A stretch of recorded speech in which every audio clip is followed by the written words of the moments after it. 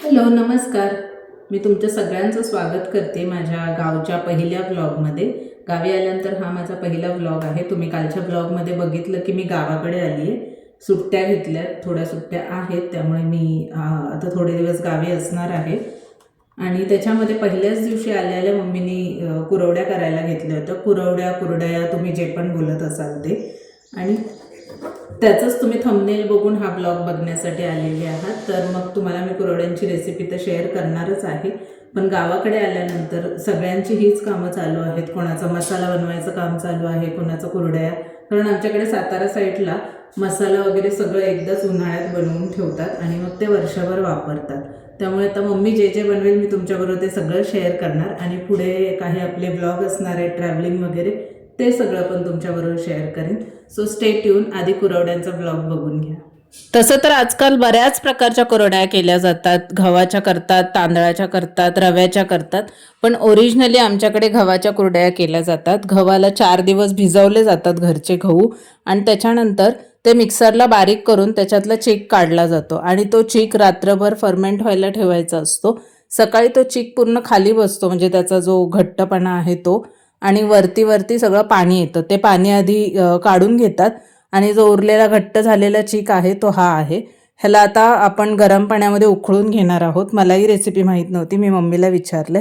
आता हा चीक जो आहे ना, तो एका मोठ्या टोपामध्ये पाणी उकळणार, त्याच्यामध्ये मीठ घालणार आणि त्याच्यामध्ये हा चीक घालणार आहोत.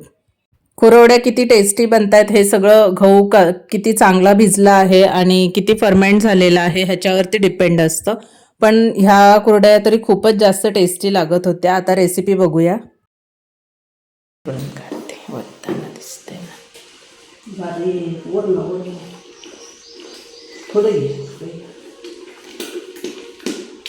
अशा पद्धतीने पाणी चांगलं उकळल्यानंतर त्याच्यामध्ये मीठ घालून घेतलं आणि आता हळूहळू काकू आणि मम्मी त्याच्यामध्ये चीक ओततायत. आणि तो पूर्ण एकदाच नाही ओतायचं, थांबत तो हटून घ्यायचा, म्हणजे त्याच्या गुठळ्या बनणार नाहीत ह्याची काळजी घेण्यासाठी.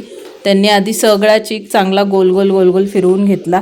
आणि तुम्हाला माहिती आहे हा चीक शिजायला खूप जास्त वेळ लागतो आणि पूर्ण वेळ हे हलवतच बसावं लागतं, नाहीतर मग त्याच्यामध्ये जरी ते सैलसर दिसत असलं ना तरी त्याला खूप ताकद लागत होती. म्हणून मम्मी थकली की काकू थकली की वहिनी, असे सगळेजण थोडं थांबून ते हलवत होते.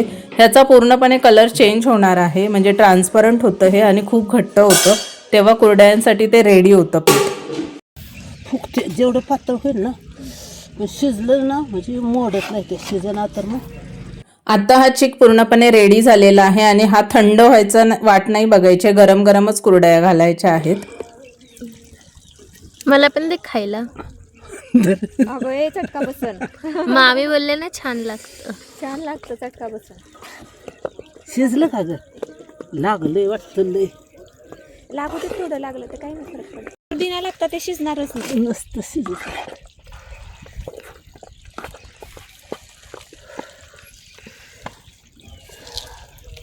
कॉटननी पकडा, हे पकडा. शिजलंय का बघ, वाटतंय ना.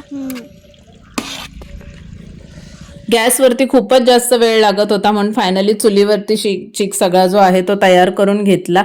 आणि आता इकडे कुरवड्या घालण्याची तयारी पण चालू झालेली आहे. म्हणजे त्याचं अंथरूण आणि त्याच्यासाठी लागणारे शेवगे वगैरे सगळे काढून रेडी केले. तोपर्यंत मम्मी चांगला एकजीव करून घेत होती चीक. आणि आता आपण घालणार आहोत कुरड्या. आणि हा चीक ना असाच खायला पण खूप जास्त टेस्टी लागतो. मी आणि माझ्या वहिनीने वगैरे आम्ही सगळ्यांनी हा टेस्ट केलेला आहे, खूपच टेस्टी झालेला. चला तर मग आता कुरड्या कशा घालायच्यात हे बघूया. कलर येतो ना,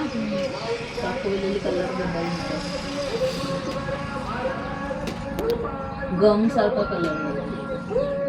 गमच आहे. झालं का? चला आपण करूया आता असं करू.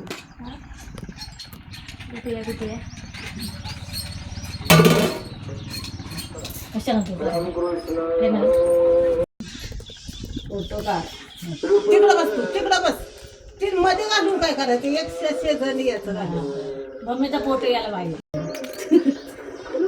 वर फिरवायचं पदार्थ नाही यायलाच पाहिजे. मम्मा इथे 5 बनल्या. बस सगळं संग दाबीत नाही. बस अगं इतकं मोठे होय. बस बस येईल काय खाली येणार वाळ्या पातळ होते ते हो आणि वर ढीग घातला ना की आतमध्ये कच्ची राहते तळल्यावर.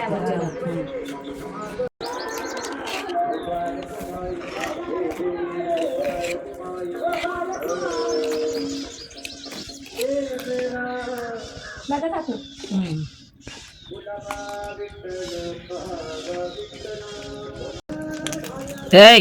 एका जागी घाल पुरवठा झाला पुरवठा एवढं मोठं पुरवठा झाला पुरवठा एखादंच बस बस बस बस हा हा बस बस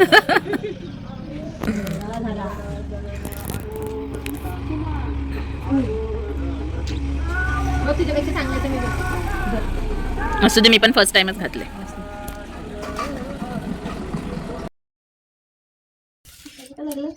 हा दे गं घालू ठीक आहे शेवटचे चांगले स्टार्टिंगच्या मस्त आहेत त्या पडद्यावालेच.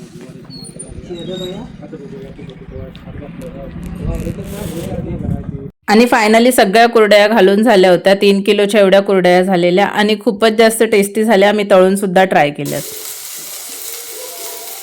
तुम्ही सगळेजण विचार करत असाल की गावी आली आणि आल्याच पहिल्या दिवशी ही रडायला का लागली, तर हो, मी रडतीये, पण मला रडवणारं कोण आहे?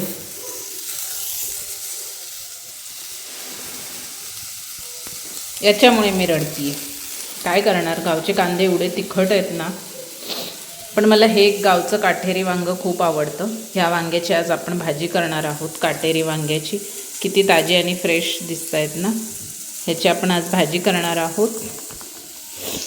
सो मग रेसिपी पण मी तुमच्याबरोबर शेअर करेनच. तर तुम्हाला कुरवड्यांची रेसिपी कशी वाटली, तुम्ही कोणती कोणती उन्हाळ कामं केली आहेत आणि तुम्हाला काय काय आवडतं उन्हाळ कामांमध्ये ते मला कमेंट करून नक्की सांगा. मला यातलं काही जास्त येत नाही, कारण मी कधी केलेलं नाही आहे म्हणून. पण इथे जे जे काही बनेल ते मी तुमच्याबरोबर नक्की शेअर करेन. आणि हो, अजूनही तुम्ही चॅनलला सबस्क्राईब केलं नसेल तर सगळ्यात आधी सबस्क्राईब करून घ्या. बाय.